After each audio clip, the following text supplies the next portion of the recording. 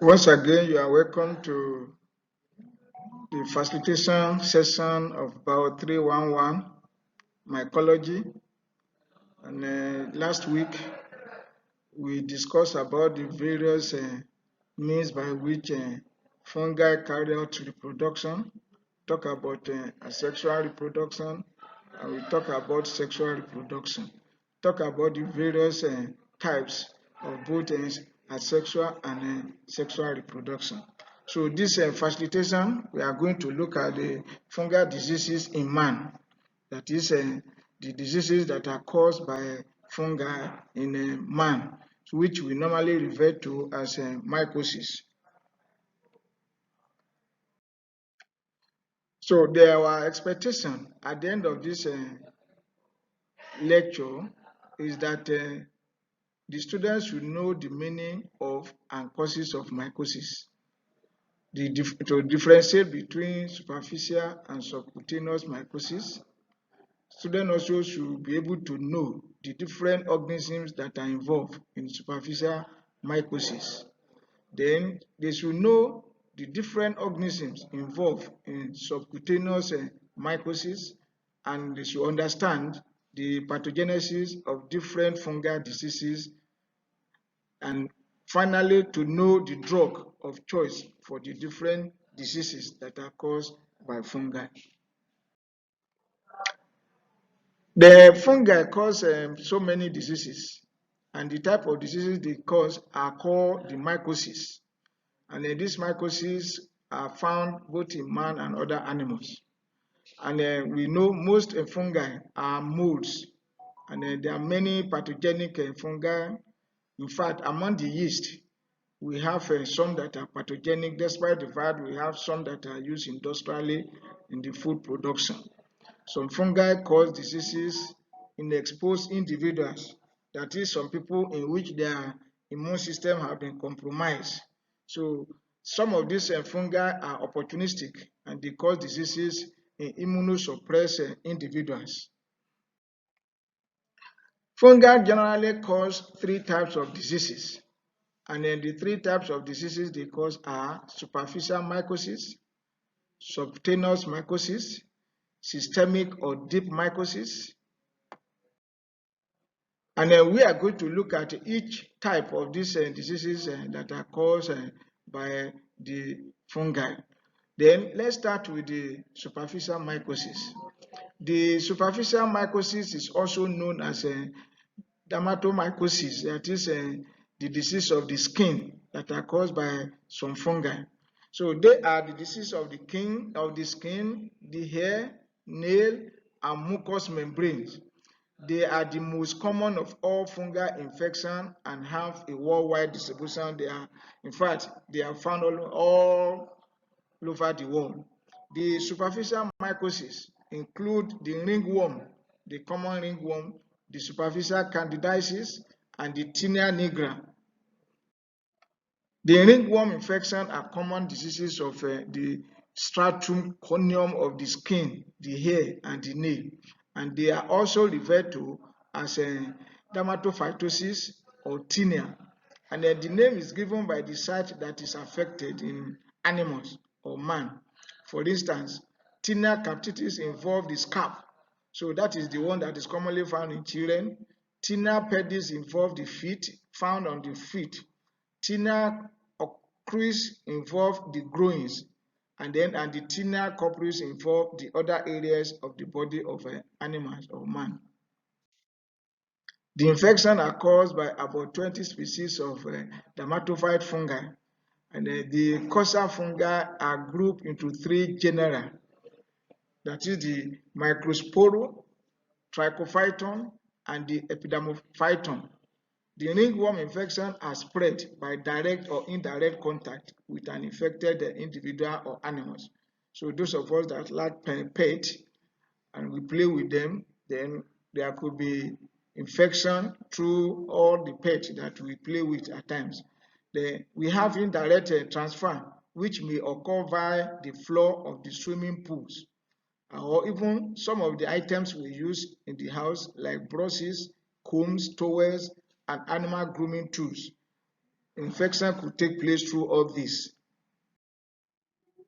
Some abnormalities of the epidemic, such as a slight peeling or minor trauma, are probably necessary for the establishment of infection in a man. So the infective particles is usually a fragment of a keratin-containing viable fungus. So it could be transferred through any small particles. Then the scab worm is predominantly a disease of the children. We find it on their heads. Then the foot ringworm is a disease of adults, particularly adult males. So this one affects the male particularly on their foot. So we have what we call foot athletes.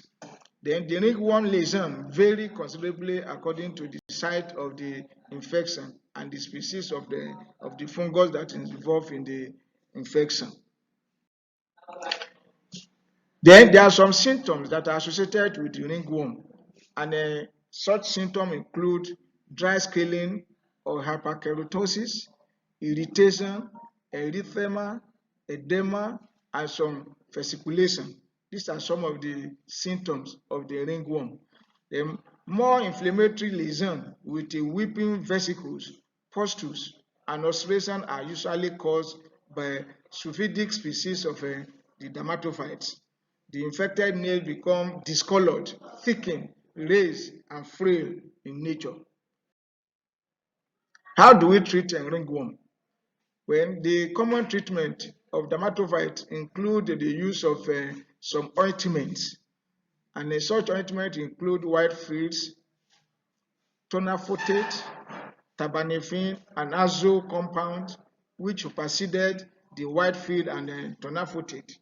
Then we have oral glycophyrin, which is used for scalp, skin, and finger infection, except for the toenail infections.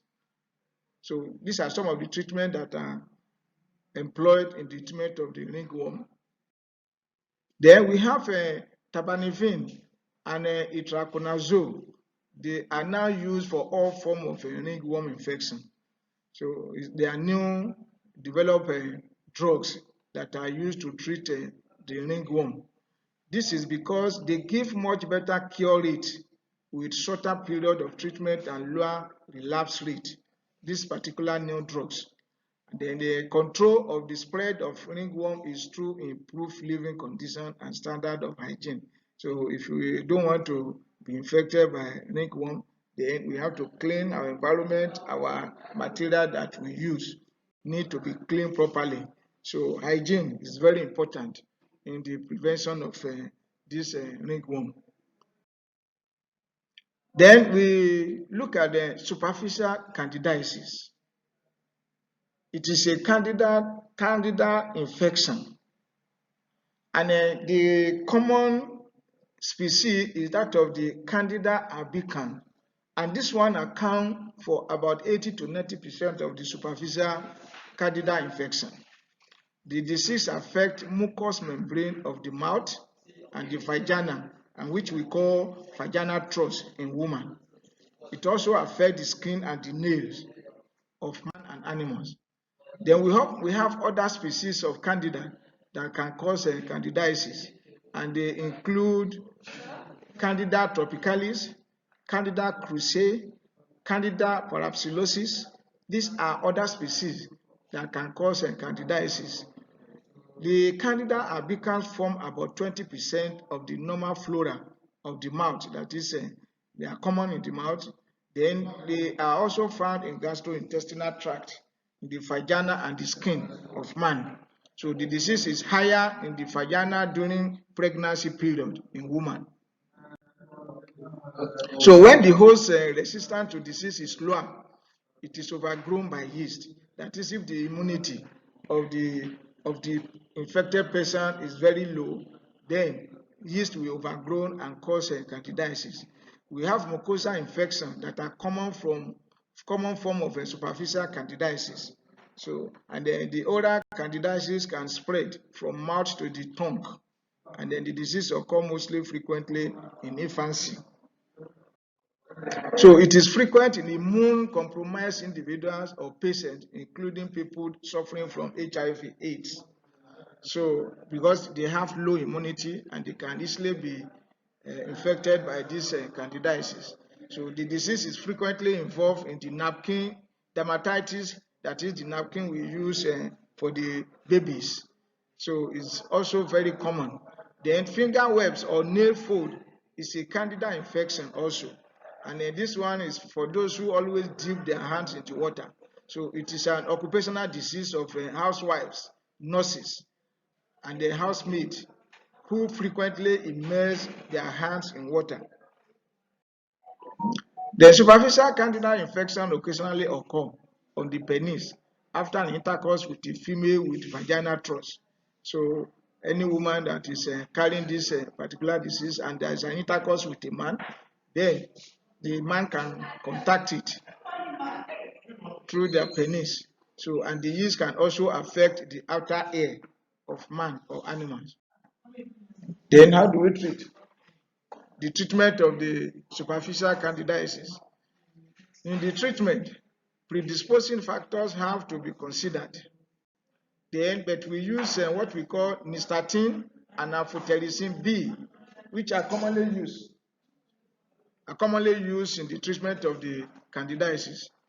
Nystatin, amphotericin B, and maconazole can be used in the gel or used as a gel or lozenge form in the treatment of the superficial candidiasis. We have also fluconazole or itraconazole for 1 day. It can treat that of the vaginal candidiasis. People who dip their hands frequently in water should always dry their hands after dipping them in the water. So it may take several months to treat some superficial candidiasis. Antifungal creams or ointment are less effective in the treatment of superficial candidiasis. Then we look at the tinea nigra, which is a type of mycosis. And this tinea nigra is a disease that is caused by a black mold called Exophida wernicki. The disease is a asymptomatic disease of the skin. It usually affects the palms and the soles of man and animals. And the disease is not contagious, but is contacted by contact with the fungus in the soil. This particular fungus inhabit the soil, are found in the soil, and then when we use our hand in the soil or our bare foot in the soil, can be contacted with this tinea nigra. Then to treat the tinea nigra, we use keratolytic agents such as white feed ointment, which is commonly used to treat tinea nigra. Then we look at subcutaneous mycosis, and then the subcutaneous mycosis are the diseases of the skin, subcutaneous tissues, and bones. The disease is caused by saprophytic fungi that grow in the soil. On living or decaying plant tissues, that's where you find them. They inhabit the soil as well as decaying organic materials in the soil. They grow into the wound and spread along lymphatic channels. So it means when you have a wound, then the wound need to be covered or treated. Otherwise, this opportunistic fungi could enter through such wound and cause some diseases, particularly subcutaneous mycosis. Then the disease produces nodules that drain to the skin, and subcutaneous diseases include mycetoma, chromycosis, and sprotocosis. These are some of the examples of the subcutaneous mycosis. Then for the example, mycetoma, for instance, it is the disease of the skin and the subcutaneous tissues, even can be found on the face, that is the fascia and bones of the foot and hands. And it is caused by members of actinomycetes or molds. The infection occurs when the organism is introduced through thorns or sphincters from soil or vegetable source. That is probably maybe you are walking with barefoot and there is a thorn on the soil, and then when that pinch then create a wound, and such wound will create an avenue for this particular fungus to enter. So, and it affects mostly farm workers who acquire minor injuries during the farm activities. The infection usually occur on the limbs and other part of the body of animals. Then they can be treated with what we call rifampicin, and this is in combination with sulfonamide or cotrimoxazole. So these are some of the drugs that are used in the treatment of mycetoma, and in some mycetoma diseases, radical surgery is usually the solution. So they perform operation or surgery for this particular disease. Then the chromomycosis, which is another example of subcutaneous diseases. So this is a chronic localized disease of the skin and subcutaneous tissues. And then the disease is a tropical disease, that is, it found in the tropical region. So it is characterized by crusted waffy lesion in the limb. And the causative agent of the disease include cladosporium. We have a Phytophthora, and then we have Phonecia compactus. And they can be treated with itraconazole alone. And itraconazole can be used in combination with other drugs such as fluoxetine. Then the early detection of this disease, particularly when the symptom is we have a solitary lesion, can be removed, or you can excise it and remove it from the part of the body that is affected. Then the sporotrichosis, as one of the examples of subcutaneous diseases also.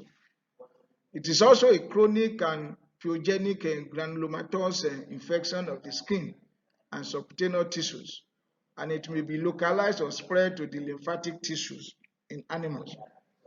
The disease is present as a modular ulcerating disease of the skin and subcutaneous tissues, and it could be noticed on the hand and extend to the other part of the body. And then we can treat it with potassium iodide or use itraconazole. Then intravenous amphotericin B can also be used to treat the sporotrichosis. Then systemic or deep mycosis is what we want to look at now.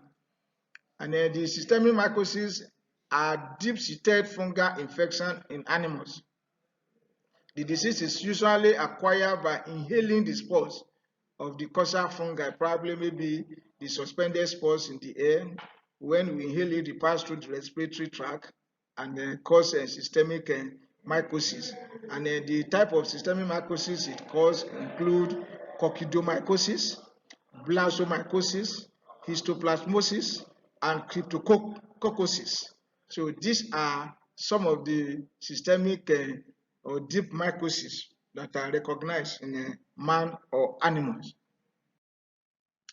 There are several opportunistic mycosis, and those opportunistic mycosis include the systemic candidiasis, we have the aspergillosis, and zygomycosis. These three are what we call opportunistic mycosis. That is, they cannot themselves cause diseases, but when there's an opportunity, either through the wound on the body of the animals, and then when they penetrate, they can cause diseases. But ordinarily and naturally on their own, they cannot initiate disease in animals. But through wound, through many other openings in the body of animals, when they penetrate, they have ability to cause diseases. Then we look at the coccidioidomycosis, and this disease is caused by a dimorphic fungi found in the soil. And when we say dimorphic, it means it can change its forms. It can change its form from one form to another. And the causal fungus of this particular disease is what we call Coccidioides immitis. That is the fungus that causes the coccidioidomycosis. And in certain conditions, the fungus grow as mold.